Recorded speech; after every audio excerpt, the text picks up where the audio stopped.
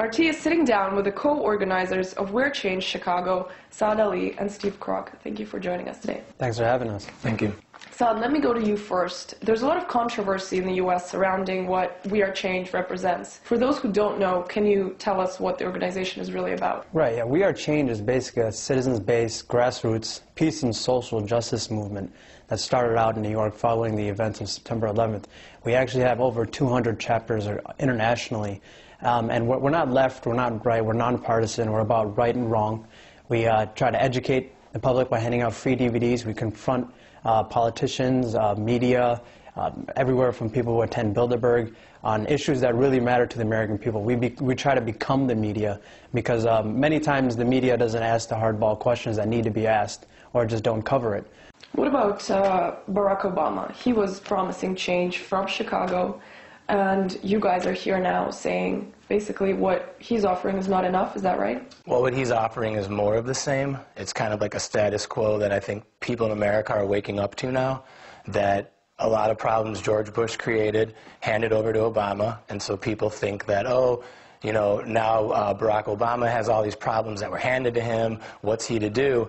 But what we're trying to do is explain to people, look, that is the agenda. That is what they do. That is how they keep perpetuating wars and lies and all these things to the people, is they create the false left-right.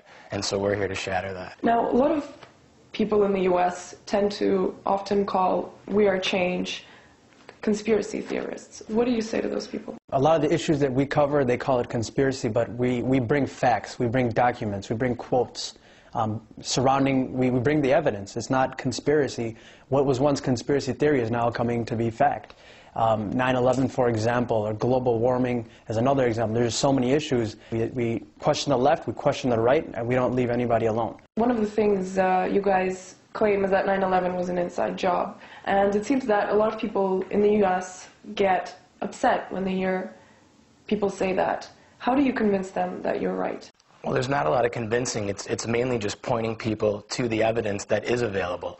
You know, back in the day, you'd use Mom or Dad's Encyclopedia Britannica to look things up, but now we have the internet. So it's very easy to point to people, like when I speak with friends about 9/11 who are uneducated on it, my first question is, well, do you know about Building 7? And right there's that litmus test, where if they say no, all you have to do is go to any TV or computer and just plug it in and show them Building 7. And when they see that building come down, a lot of jaws drop, you know, and they say, oh my God, why didn't I know about that?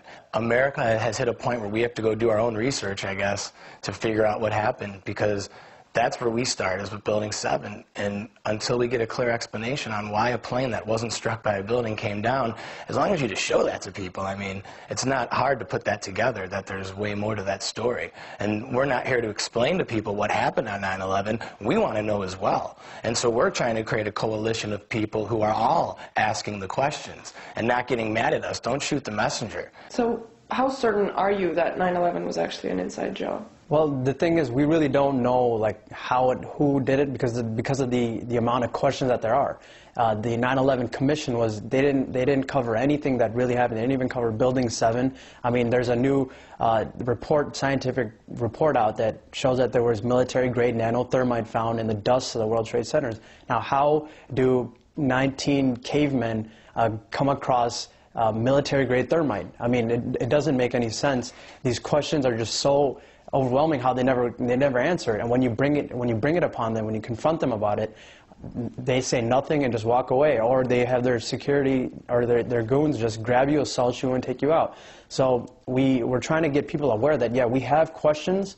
Who knows who did it, what happened? We don't even know that. And that's what we're out there trying to find, to get a new independent investigation into 9/11, and that's the bottom line. We Are Change also talks a lot about the New World Order and the Bilderberg Group.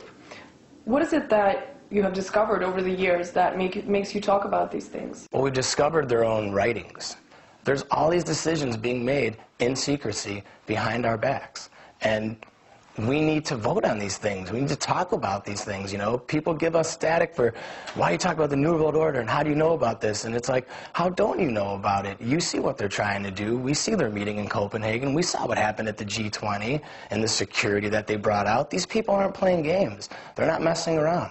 And neither are we, because We want answers. We don't want to wake up in a world one day that's been planned for us behind closed doors.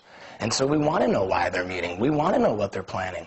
We have questions. So who exactly makes up the Bilderberg group?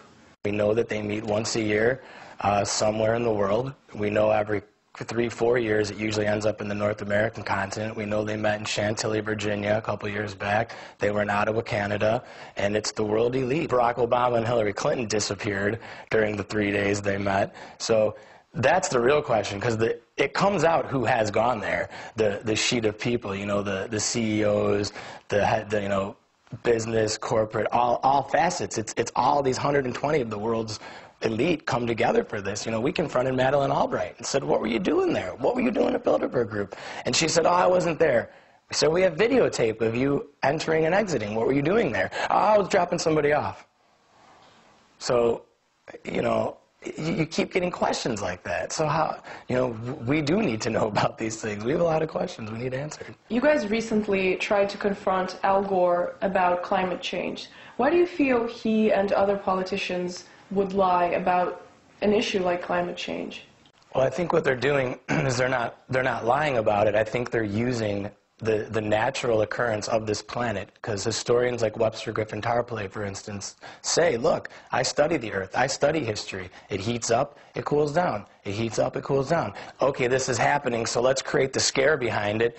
But what the people don't realize is the green movement is great. I'm all for recycling and preserving the Earth and being clean and not polluting, but you have to understand, at the end of the day, what they're trying to do is transfer wealth from the private sector to the federal government to a global government. And with the wealth, it's to create the government. And that's the part they're not cluing the people into, that through research, looking at their own documents and seeing what they are trying to progress in Copenhagen is something we don't need. We don't need global government. We don't need a carbon tax. And so when we go to confront Al Gore, we can't let it get minimalized that we disagree with him, or we don't think the Earth is cooling or heating or whatever they say it is at the moment, because we know those things are happening. We agree.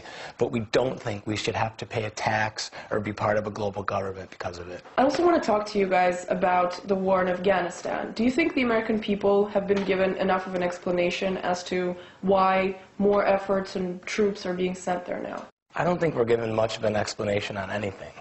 I think it's just an agenda that they have, and we know Bush was writing the Iraq war strategy. I mean, he was getting ready for that before 9/11. I mean, they know where they're going to go and what they're going to do, and then they just have to sell us on it. I mean, I don't think I'm not afraid of terrorists in Afghanistan. It doesn't worry me. I think there's a whole lot of heroin there they want to control, though. Saad, you recently traveled to Pakistan. Yeah. What kind of things did you discover there? You wrote an article about it. You go and talk to anybody over there. Blackwater, Mossad, CIA, and these agencies is all you hear about. These bombings that are happening, which hundreds and hundreds and hundreds of people are dying every day. It's like every day there's a 9/11 going on over there. When I was there, I mean, every day I'd open the news, all right, 80 people dead in Lahore, 80 people dead in Karachi. It was just it was ridiculous. President Obama has Blackwater all over Pakistan. And the reasons, what are they doing in that country? Why are they occupying Pakistan? We do not need to be in that country. Afghanistan right now, they're in there trying to get 100 Taliban members. Like, you know, are they the real threat, or is it something? Is there another agenda? And that's what it looks like to be. There's another agenda that they have. We saw what they're doing in Afghanistan. Now they're moving into Pakistan. And I think when he's transferring 30,000 or however many troops into Afghanistan, and they're just getting ready to invade that country, you know, because Afghanistan, they're not there for Al Qaeda. People are over there. The anti-American sentiment is so much. They're just saying, we thought President Obama was going to bring any change. What is he doing now? He has the blood of hundreds and hundreds of Pakistanis that I spoke with, their families in Pakistan. He dropped drones. He killed so many innocent men, women, and children, all to capture one guy, Baitullah Masood. Now, is that worth it? And now he got the Nobel Peace Prize. For what? Killing? He's got the blood of hundreds of people on his hands. Steve, another important issue that We Are Change calls for is the need to audit the Federal Reserve. Why do you feel it's important? It's very important that Americans wake up to what an audit of the Federal Reserve will do. Because we have to understand they've never been audited in their existence and since 1913. So we're looking at an agency that is pretty much the shadow government of the United States, because it's an unconstitutional agency. Why is there a Federal Reserve? Why does the Constitution say that, you know, Congress prints and coins money? Why did we give that up in 1913? And why has our dollar slowly declined ever since?